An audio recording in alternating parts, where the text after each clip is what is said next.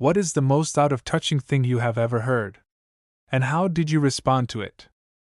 Story 1. A friend worked at the Better Business Bureau. After COVID, the management of her office sent everyone a survey asking everyone if they'd like the option to continue working from home.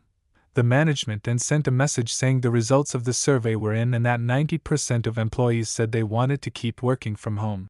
The management then sent an announcement that no one could work from home for any reason. They didn't mention why. The head manager of their office then sent everyone a farewell notice that she was moving across the country to be closer to her relatives. But not to worry because she'd be able to remain their manager by working from home full-time. Story 2. I once wanted to gift a friend a gig ticket. She was a young mom at the time and she didn't have any spare cash to spend on herself or to go out and do anything fun. She was very hesitant to take it, and it was 100% my idea. My other friend, who was in her 30s at the time, "I think she's manipulating you. I just don't believe she can't afford a ticket. I mean, there's always money." This woman had never lived away from her parents and was from a relatively wealthy background. She also said, "People who haven't got money really only have themselves to blame for not managing their finances better." Had to have a chat with her about how not everyone comes from the same background and some people go to bed hungry daily. Story 3. I was in a local sub shop waiting for my order. A guy and his I assume girlfriend come in and start reading the menu. The cashier asked what they wanted. Girlfriend: "Yeah, what's a portobello mushroom burger?" Cashier: "Oh. Well, a portobello is like an extra large mushroom roughly the size of a burger patty." Girlfriend: "So? Portobello means mushroom? And your sign says portobello mushroom? Mushroom burger? That's redundant. I won't eat here." She literally stormed out. The cashier, who I was friendly with, just burst out laughing and said to the guy something along the lines of "WTF was that? Boyfriend, I don't fucking know, man. She gets like this. I just wanted a damn meatball sub." Then proceeds to sigh and walk out with his girlfriend. Story 4. I'm a deaf teacher and college professor with 5 college degrees. I've owned my house for 20 years and my neighbor still lives next door to me. He sees me leaving for work every morning as well as arriving home. I'm dressed work casual and I always have a work bag along with a lunch container. 20 years of this. He's seen the work I've done to my house, $, as well as the vehicles I've purchased over the years. Plus supporting a family and 3 dogs. As recently as last month, he says to me, "How is it possible that deaf people like you work?"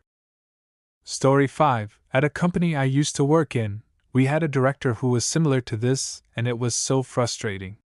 One particularly annoying example was when we were testing out this new hybrid learning system. We were a vocational training college, and he wanted us to put together a demo for him, as he didn't understand what we were trying to explain to him when we told him how we'd set it up and run it successfully ourselves. We arranged a demo via Skype.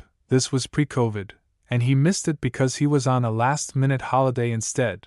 Then he wanted to get an in-person demo when he was in our city.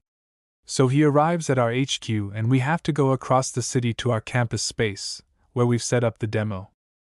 We arrive at the campus and start to go in when he looks down at his watch, says, "Oh dear, it's already 12, I have to go.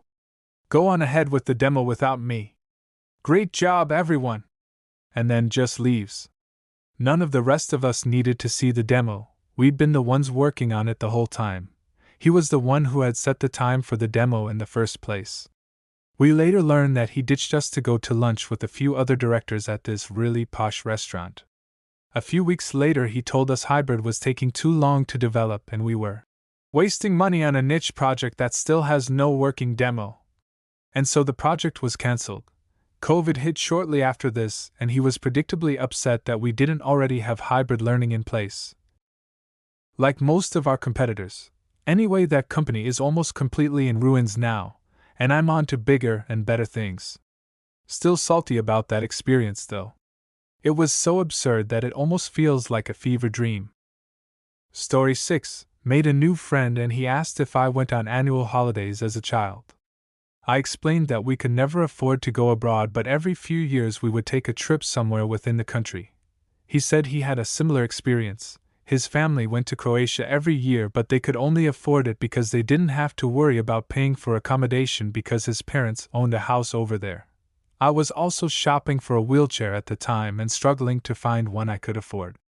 He said I should get an electric one because it would suit my needs better. I explained that there was no way I could afford it because they were upwards of $1,000. He didn't understand, kept asking me when I was getting an electric wheelchair, and when I said I couldn't afford one, he would just say, "But they are so worth the money!" Story 7. I work in a pet store with a grooming salon. Our groomer committed suicide and it was fucking awful. Awful, awful, awful. We had to ring all her bookings and cancel them and tell clients that she died. Awful, awful, awful. One day a woman came in and asked if she could leave some flyers for her counseling services. I politely took them with the intention of discreetly binning them. She then proceeded to ask if she could book her dog in for a groom, and I had to tell her that she couldn't as the groomer had passed away. She responded, "Well, that's awfully inconvenient for me." I pulled the bin out from under the register and slid her flyers straight into the bin while staring her down. I had no words, just stabby eyes. Story 8. Many years ago, I was living in Philadelphia. I had a very nice colleague at the office, a young woman from a very privileged family. She'd lived all her life downtown, at least when she wasn't summering in Bar Harbor or spending weekends at their place in Bryn Mawr. One weekend, we were going to meet for lunch. We spoke on the phone and I said I'd see her soon. I was out in West Philadelphia, so I grabbed the subway and got off a block from her apartment. "You got here so quickly." "Yes, I took the subway." "Now, don't tease me, there's no subway here, we're not in New York." I had to walk her over one block, show her the stop, and even go down to the ticket level, at the subway 1 block from the place she'd lived for 30 years. I probably could have just told her I'd teleported,